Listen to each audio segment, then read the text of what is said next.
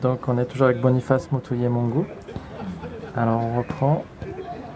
Est-ce que des Rwandais, euh, des victimes, des rescapés, au moment de la grande attaque, sont venus donc vers Boniface et lui ont dit attention, il y a des blancs ici, il y a des blancs ici, il y a des blancs à tel endroit.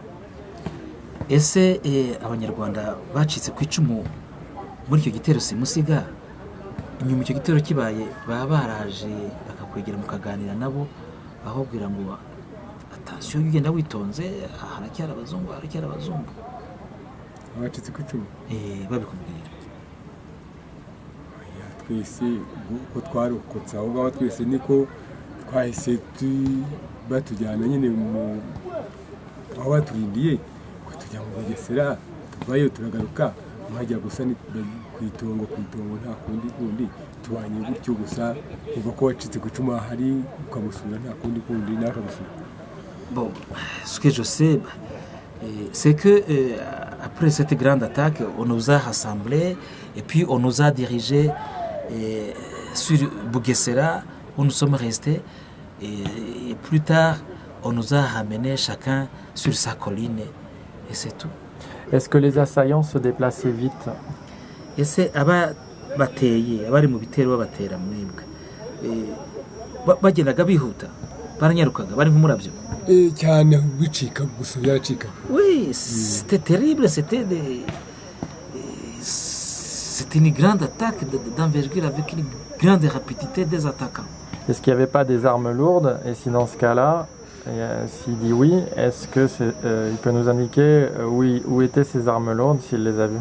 Ese ntiharimo ibibunda bya rutura tubwire naho bari babishyize.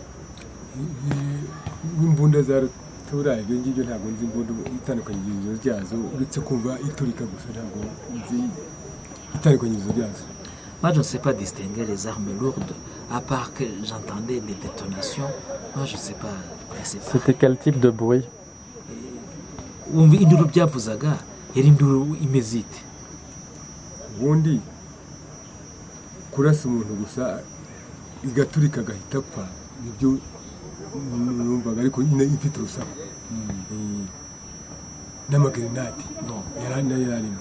Tirer sur une personne avec une détonation d'un coup, ensuite explosion de grenade, c'est cela que j'avais l'habitude d'écouter. Donc c'était des explosions. Est-ce qu'il a entendu des sifflements également? Ni ukuvuga ko rero ntibyaturikaga. Ese waba warumvise ziza zijwigira tujwigira nk'uko nguko? Aya ntabwo nakunze kubyitaho gusa twabaga turi kwirukanka gusa ukumva vutu gusa po. Non, je n'ai pas attention à tout cela, j'entendais seulement des bruits, pas seulement. harimo n'izikaraza ahubwo zigataka cyane kakakakakakakaka. Il y avait d'autres fusils à répétition qui faisaient des kakakakakakakaka. Est-ce qu'il a vu, il a parlé de deux blancs qu'il a vus.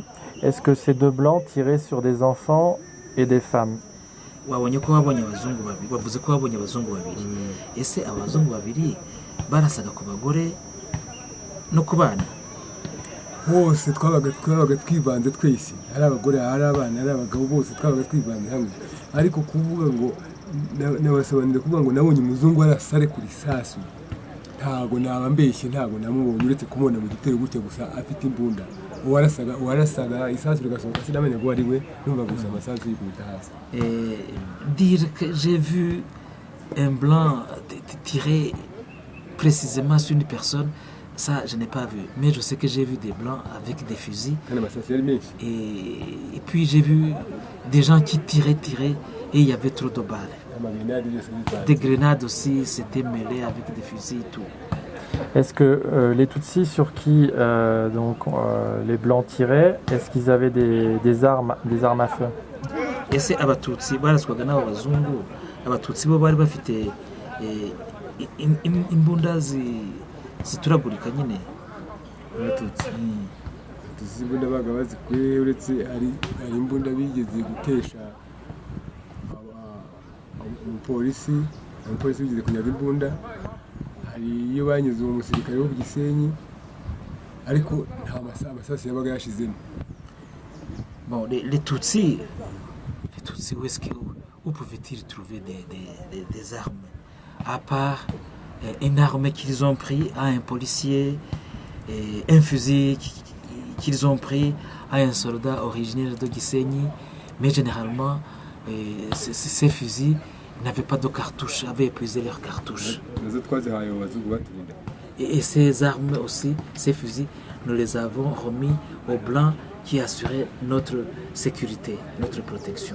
Lors de la grande attaque, vous n'aviez pas d'armée pour vous défendre. Vous n'aviez pas d'armée avec effectivement un matériel militaire ou des armes suffisantes. Igihe habaga igitero simusiga nta basirikare mwari mufite, vous n'aviez pas? Vous n'avez pas d'armée de soldats pour vous défendre, de matériel militaire suffisant.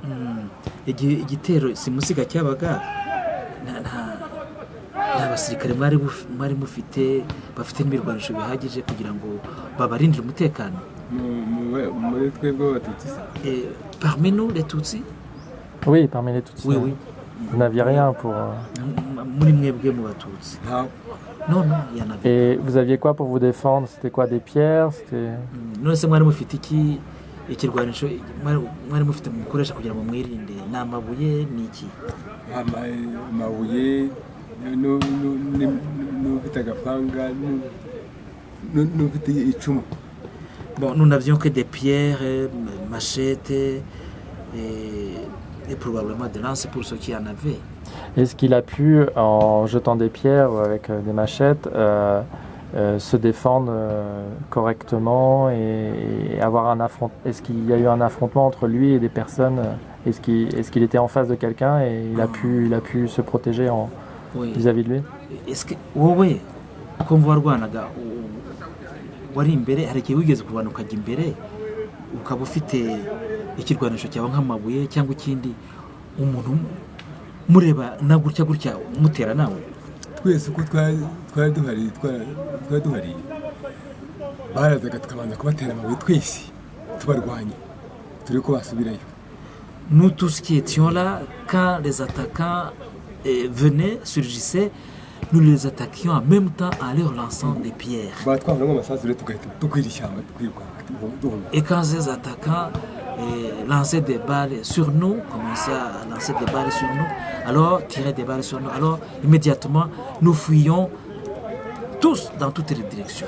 Comment il a pu être rescapé? Est-ce qu'il s'est caché au bon endroit? Ça s'est passé comment? C'est le hasard? Wumva wowe warashoboye kurokoka gute?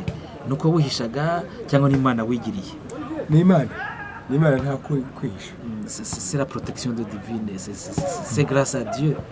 Il ne faut pas se tromper. Dis-lui que je fais une pause technique.